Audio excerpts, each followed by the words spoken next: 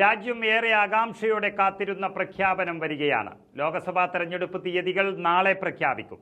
നാളെ 3 മണിക്ക് മാധ്യമങ്ങളെ കാണുമെന്ന് തെരഞ്ഞെടുപ്പ് കമ്മീഷൻ അറിയിച്ചു കഴിഞ്ഞു. 7 or 8 ഘട്ടങ്ങളായാകും തെരഞ്ഞെടുപ്പ് നടക്കാൻ സാധ്യതയെന്നാണ് അറിയുന്നത്. തെരഞ്ഞെടുപ്പുമായി ബന്ധപ്പെട്ടുള്ള ഒരുക്കങ്ങൾ വിലയിരുത്താൻ കമ്മീഷൻ അംഗങ്ങൾ എല്ലാ സംസ്ഥാനങ്ങളിലും പര്യടനം നടത്തിയതിനു ശേഷമാണ് ഇപ്പോൾ അറിയിപ്പ് വന്നിരിക്കുന്നത്. ജമ്മു കാശ്മീരിലായിരുന്നു അവസാനം പര്യടനം നടത്തിയത്.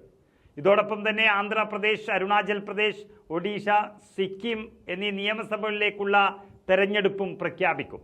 543 ലോക്സഭാ സീറ്റുകളിലേക്കാണ് തെരഞ്ഞെടുപ്പ് നടക്കുക.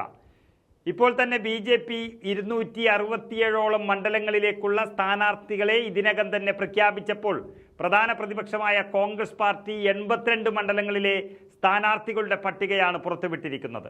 തെരഞ്ഞെടുപ്പ് കമ്മീഷനിലെ പുതിയ അംഗങ്ങളായി ഗ്യാനേഷ് കുമാർ, സുഖ്ബീർ സിംഗ് സന്ധു എന്നിവർ ചുമതലയേറ്റെടുത്തതിന് തൊട്ടു പിന്നാലെയാണ് തെരഞ്ഞെടുപ്പ് പ്രഖ്യാപിക്കുമെന്നുള്ള അറിയിപ്പും കമ്മീഷൻ പുറത്തുവിട്ടത്. മുഖ്യ തെരഞ്ഞെടുപ്പ് കമ്മീഷണർ രാജീവ് കുമാറുമായുള്ള തർക്കത്തെ തുടർന്ന് ഈ മാസം 7-ാം തീയതി രാജിവെച്ച അരുൺ ഗോയലിന്റെയും അതുപോലെ കഴിഞ്ഞ മാസം വിരമിച്ച അനൂപ് ചന്ദ്ര പാണ്ഡെയുടെയും ഒഴിവുകൾ നികത്താൻ തെരഞ്ഞെടുക്കപ്പെട്ട ഇരുവരും 1988 ബാച്ചിലെ റിട്ടയർഡ് IAS ഓഫീസർമാരാണ്. പ്രധാനമന്ത്രി നരേന്ദ്രമോദി അധ്യക്ഷനും കേന്ദ്ര ആഭ്യന്തരമന്ത്രി അമിത്ഷാ, അതുപോലെ കോൺഗ്രസിന്റെ ലോക്സഭാ കക്ഷി നേതാവ് അധിർ രഞ്ജൻ ചൗധരി എന്നിവർ അംഗങ്ങളുമായ സമിതിയാണ് ഇവരുടെ പേരുകൾ രാഷ്ട്രപതിക്ക് ശുപാർശ ചെയ്തത്. അധിർ രഞ്ജൻ ചൗധരിയുടെ എതിർപ്പ് അവഗണിച്ചുകൊണ്ടാണ് ഇപ്പോൾ നിയമനം നടന്നിരിക്കുന്നത്.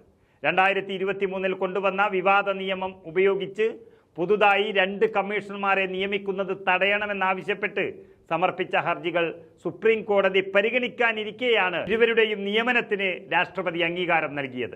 ഏതായാലും തെരഞ്ഞെടുപ്പിലെ രാഷ്ട്രീയ ചർച്ചകൾക്കൊപ്പം തന്നെ ഒരുപക്ഷെ അതിനേക്കാളും തെരഞ്ഞെടുപ്പിനുള്ളിലെ വിശ്വാസ്യതയ്ക്കും നീതിപൂർവകമായ സംവിധാനങ്ങൾക്കും ഇടയിലേക്ക് BJPയുടെ കൈകടത്തലും കൂടി ചർച്ചയാകുന്നൊരു തെരഞ്ഞെടുപ്പാണ് ഇത്.